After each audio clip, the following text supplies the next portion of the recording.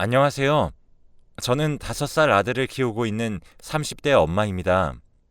우리 가족의 이야기를 들려드리고 싶어 사연을 보내게 되었어요. 긴 이야기지만 들어주시면 감사하겠습니다. 저는 이란성 쌍둥이로 제가 1분 일찍 태어난 언니예요. 우리 부모님은 차별 없이 저희를 사랑해 주셨기 때문에 저희도 부모님의 그런 모습을 보며 서로 아끼며 자라났어요. 아버지가 대기업의 부장으로 계셔서 풍족한 환경에서 부족함 없이 자라났고 서로 하고 싶은 것을 다 하고 살았어요. 그래서 저는 어릴 적 꿈인 공예사가 되어 핸드메이드 제품을 만들고 있었습니다.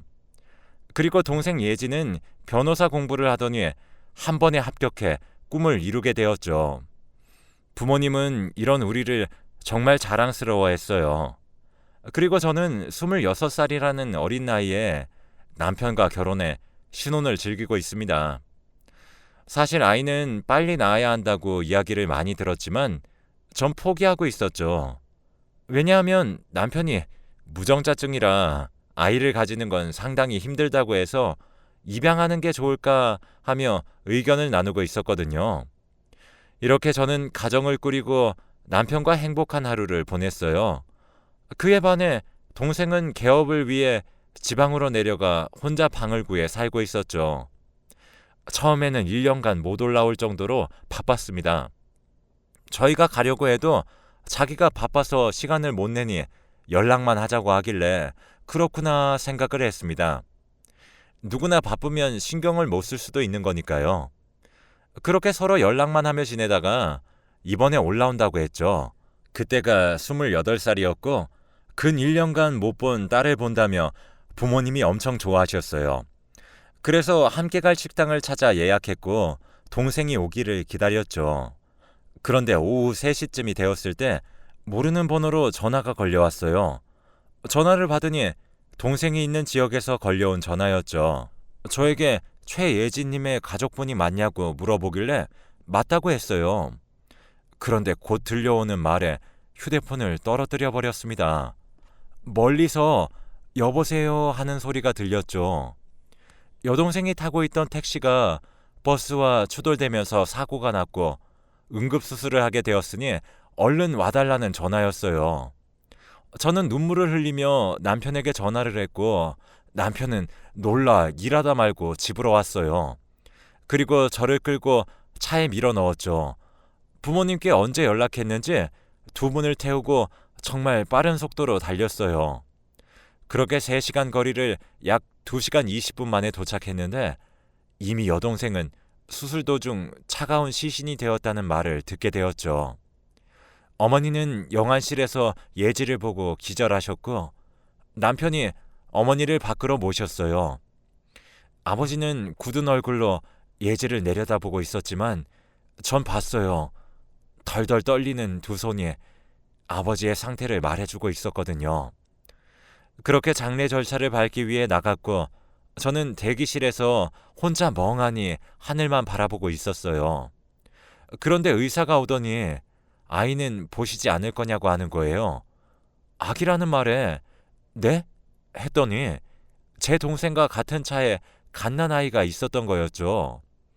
동생이 사고와 동시에 아이를 안았기에 아기는 상처 없이 멀쩡하다고 말하셨습니다. 처음 듣는 아이의 존재에 일단 의사에게 고개를 끄덕였고 간호사가 저를 안내해 줬어요. 간호사가 안내한 곳으로 가자 낯익은 얼굴을 한 여자가 아기를 안고 있었어요. 저를 본 듯 저에게 다가와 고개를 숙이며 인사했는데 예지의 절친한 친구인 주희였어요. 저는 주희에게 설명을 부탁했어요.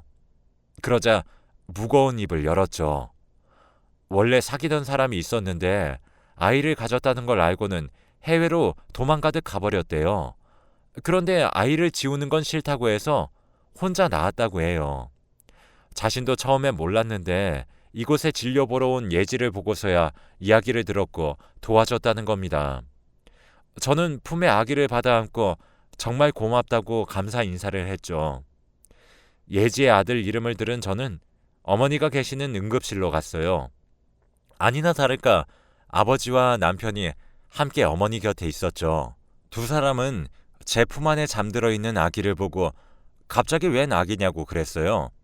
저는 예지가 혼자서 낳은 아들이라고 하자 아버지가 정말 놀라셨죠. 주위에게 들었던 이야기들을 해주자 아버지는 아기를 안으셨어요. 그리고는 굵은 눈물을 흘리시면서 아기의 손을 조심스럽게 잡았죠. 아기가 그 행동에 눈을 떴고 아버지를 보고 방긋방긋 웃었어요. 저에게 슬픈 목소리로 아이의 이름을 물었고 최현서라고 말씀드렸어요. 현서, 현서 하시더니 내가 네 할애비다 하셨습니다. 그 모습이 왜 이리 슬픈지 전 눈에서 눈물이 뚝뚝 흘렀고 남편이 안아줬어요. 어머니는 얼마 지나지 않아 눈을 뜨셨고 현서를 보자 아버지와 똑같은 반응을 보이셨습니다. 사실 갑자기 나타난 손자에 당황스러우실 텐데도 부모님께서는 현서를 품에 안아주셨죠. 예지의 장례를 치르는 동안 현서는 제 품에 안겨 있었고 친척들은 언제 아이를 낳았냐고 말씀하셨어요. 저는 할 말을 찾지 못했는데 남편이 나타났어요. 얼마 되지 않았어요. 경황이 없어 알려드리지 못한 점은 정말 죄송해요. 아니, 친척들도 그렇냐고만 하셨어요.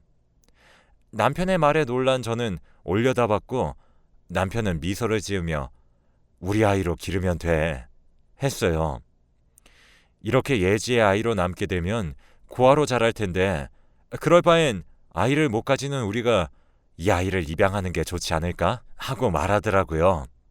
이런 선택은 쉽게 하지 못하잖아요. 그런데 이미 남편은 자신의 아이로 받아들인 것 같았어요.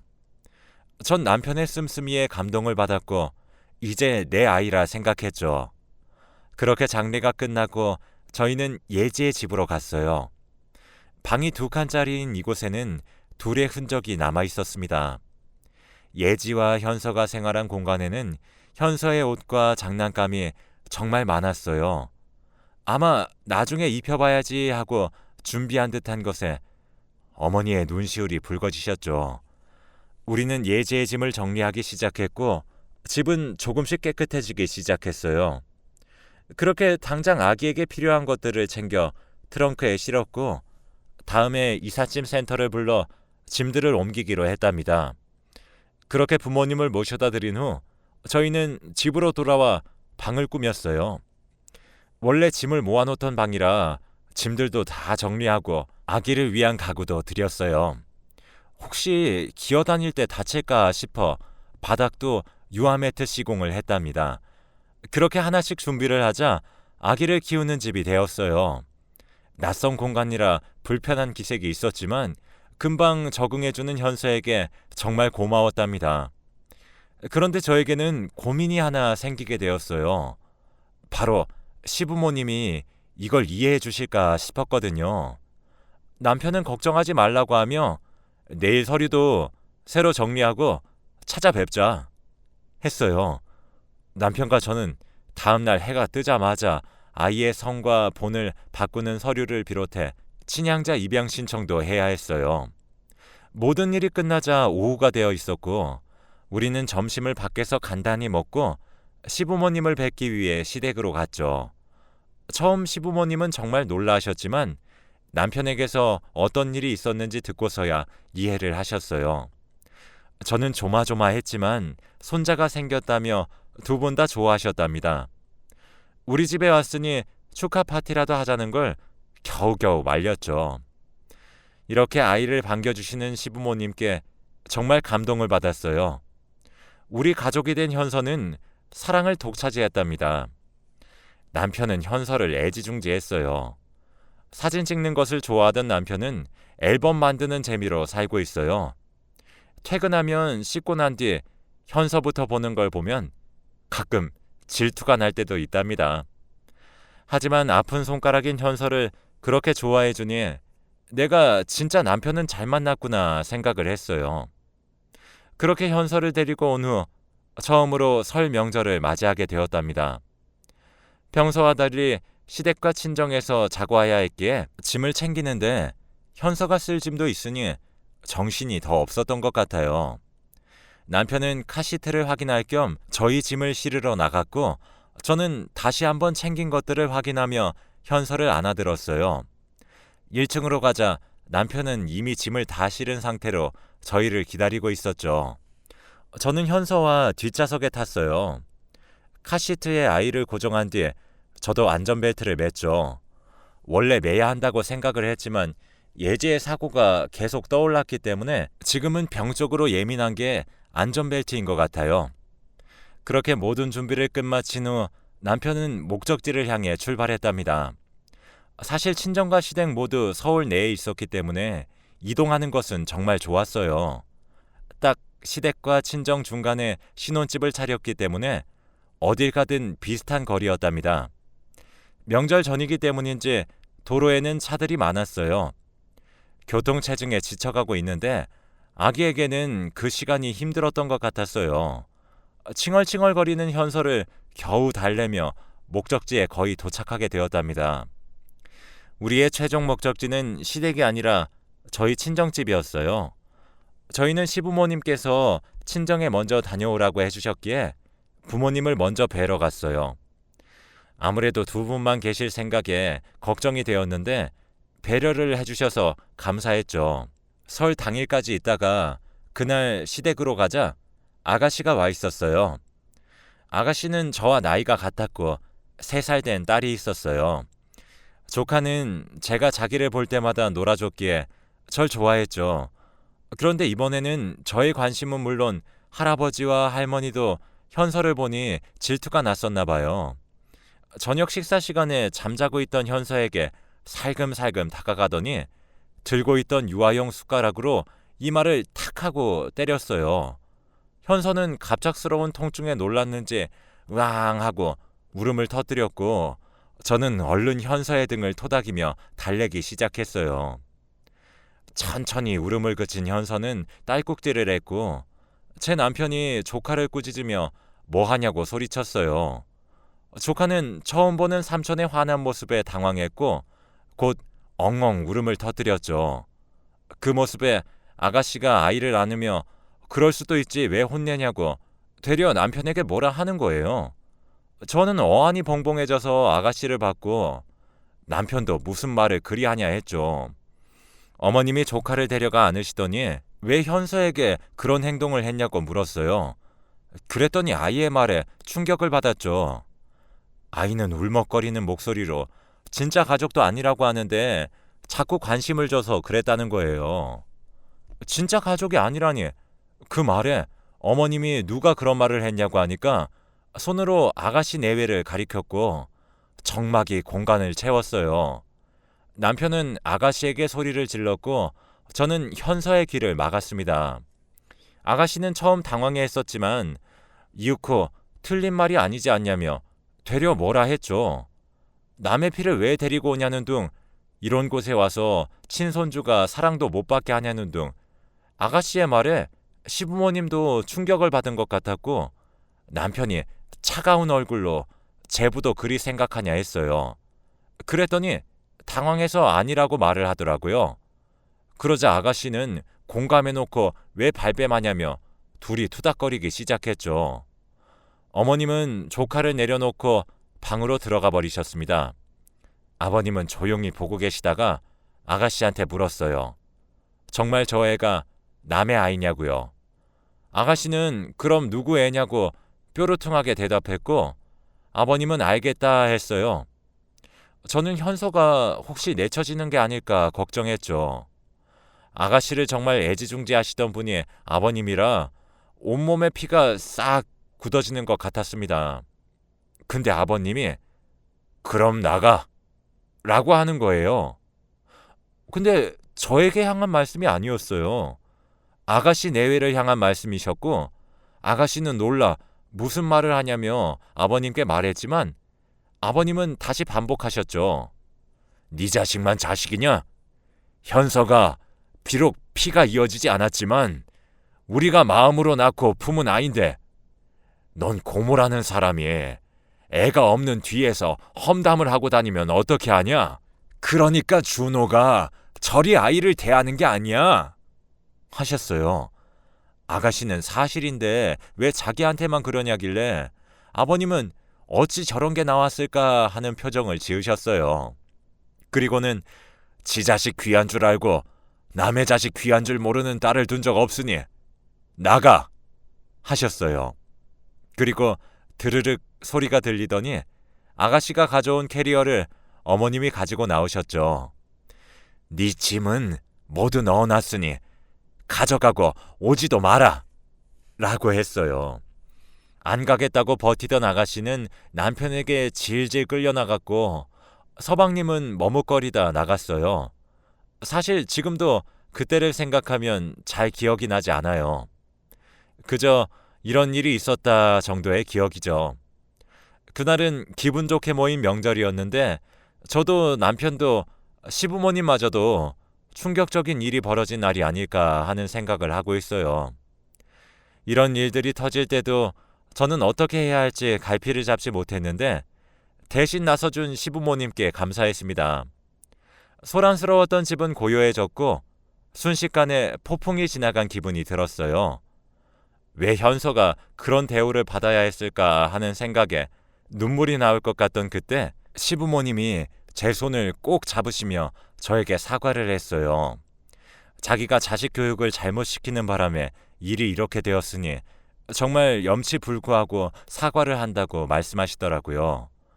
오히려 그렇게 사과를 받으니 전 어떻게 해야 할지 모르겠더라고요. 그리고는 저에게 여기는 현서 할아버지와 할머니가 살고 있는 곳이니까 마음 편하게 오거라 라고 했어요. 그렇게 조금 기다리니 남편이 문을 열고 들어왔어요. 그리고는 비밀번호를 바꿔버렸죠. 당연하게 하는 그 행동에 당황하니 저에게 새로운 비밀번호를 알려줬어요. 이래도 되냐고 했더니 아마 쟤는 2번 다시 못 올 곳이라 상관없다고 저에게 그랬어요. 그리고는 현서에게 다가가 미안하다며 안고 살펴보는 남편의 모습에 눈물이 주르륵 흘렀답니다. 그는 정말 현서의 아빠로서 이 자리에 함께하고 있다는 걸 느끼게 되었어요. 저의 눈물에 모두 당황했었죠. 저는 정말 감사하다고 말씀드렸어요. 시부모님은 그만 집에 가서 가족들끼리 시간을 보내라며 저희를 돌려보냈습니다. 남편은 혹시 모른다며 집 비밀번호도 바꿔버렸죠. 저에게는 혹시 연락이 오면 받지 말라고 했어요. 신신당부하는 말에 알겠다고 대답을 했는데 며칠이 지나도 연락이 없어 그냥 안 하는구나 생각을 하고 있었어요. 그런데 낯선 번호로 전화가 오더라고요. 계속 울리는 전화벨 소리에 받았더니 까랑까랑한 아가씨의 목소리가 바깥까지 들려왔어요. 저에게 뭐라도 된 줄 아냐며 자기를 차단한 게 말이 되는 상황이냐고 그랬죠. 그제서야 왜 전화가 조용한지 이유를 알게 되었어요. 아마 남편이 차단을 하지 않았을까 생각하고 있었는데 아가씨가 말했어요. 저랑 현서 때문에 화목한 가족 사이가 깨졌다며 배상하라는 겁니다. 무슨 소리예요? 이게 왜 제 잘못인지 잘 모르겠네요. 라고 하니 저 때문이래요. 솔직히 자기의 잘못을 모르겠다더라고요. 저는 뻔뻔한 그 태도에 오히려 화가 났고 당장 사과를 하라고 말했어요. 누가 낳았든 소중한 내 자식을 모욕하지 마세요. 라고 차갑게 잘라 말했어요. 어떻게 생각하면 아가씨가 왜 그렇게 말했는지 알 수 있을 것 같아요. 그동안 예쁜 자기 자식이 사랑을 독차지하고 있었는데 어느 날 갑자기 나타난 아기가 사랑을 다 받는다고 생각하니 기분이 안 좋았겠거니 생각할 순 있었죠.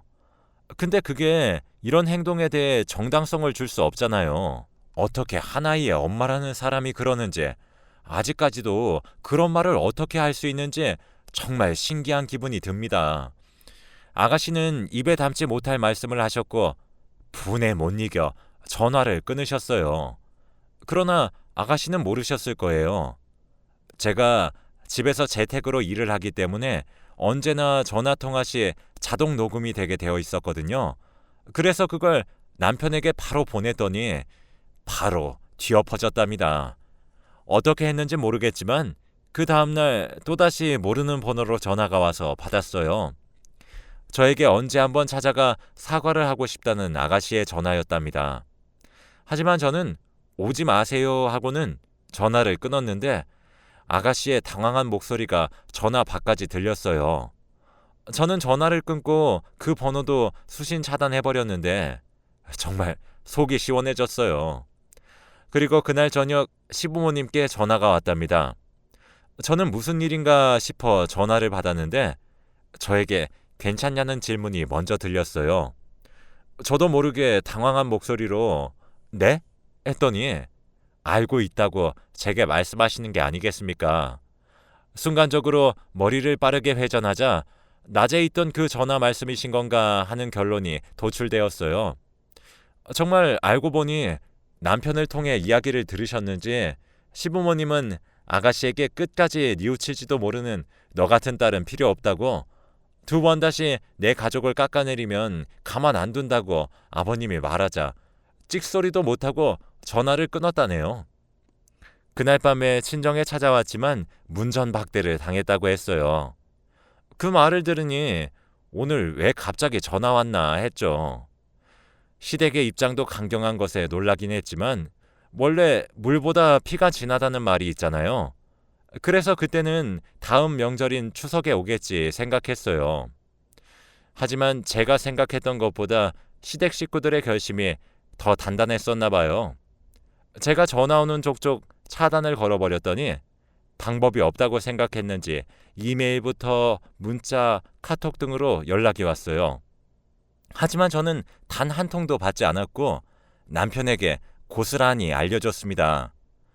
사실 이렇게 제가 강경한 태도를 고수하는 건 시댁에서 저에게 신신당부를 했기 때문이었어요. 과거에도 막말을 한 탓에 친척집과 사이가 나빠진 적이 있다고 해요. 그렇기 때문에 절대 변하지 않으리라 생각해서 버릇도 고칠 겸 사과를 받지 못하게 하신 거였죠. 그래서 3년이 지난 지금까지도 단 한 번 찾아오지도 보지도 못했네요. 여튼 이 사건이 지나고 나서 얼마 되지 않았는데 남편이 여행을 가는 게 어떻겠냐 제안을 했어요. 많이 지쳤을 테니 여행으로 기분 전환하는 게 좋을 것 같다는 게 남편의 생각이었죠. 그래서 셋이 오붓하게 강릉으로 향했어요. 넓고 푸른 바다를 바라보고 있으니 나아지는 것 같았죠. 저는 저에게 친절하게 대해주시던 두 분께 정말 감동을 받았기에 잘해드리려고 노력을 했어요. 이제는 명절 때면 함께 여행도 가고 현서와 따로 시댁에 놀러 가기도 해요. 현서도 자기를 예뻐하는 할머니 할아버지를 정말 많이 따르고 있답니다. 그렇게 시부모님께서는 무럭무럭 자라는 현서를 보며 하루하루 행복하게 지내고 계세요. 세상에 이런 분들이 또 어디에 계실까 생각하고 있습니다. 남들은 시집살이도 많이 한다며 힘들다 하는데 저는 그런 일도 없고 이렇게 저를 위해 주시는 시부모님께 정말 감사하다고 생각해요. 정말 동생이 꽃다운 나이로 세상을 떠났을 때 슬펐는데 지금은 현서를 만나게 되고 어렵게만 느껴졌던 시부모님과의 사이가 가까워졌어요. 언제나 힘들고 하면 도움을 청하라고 말씀해 주신 시부모님과 남편 덕분에 기운이 나는 것 같아요. 물론 이보다 더 힘든 날이 많겠지만 이 응원에 힘입어 현서와 우리 가족 알콩달콩 살아보려고 합니다. 물론 저번에 아가씨가 찾아와서는 사과를 했었지만 저는 받지 않으려고 해요. 이제부터라도 제가 정신 차리고 아이의 방패막이 되어줄 겁니다. 그렇다면 저 하늘에서 동생이 웃을 수 있겠죠. 오늘 이렇게 저의 시댁 이야기를 해드리네요. 시부모님이 멋진 것 같아요. 저도 이렇게 나이가 들면 좋겠다고 생각하고 있어요. 저희 긴 이야기 들어주셔서 정말 감사합니다. 모두 행복한 하루 되시길 바랍니다.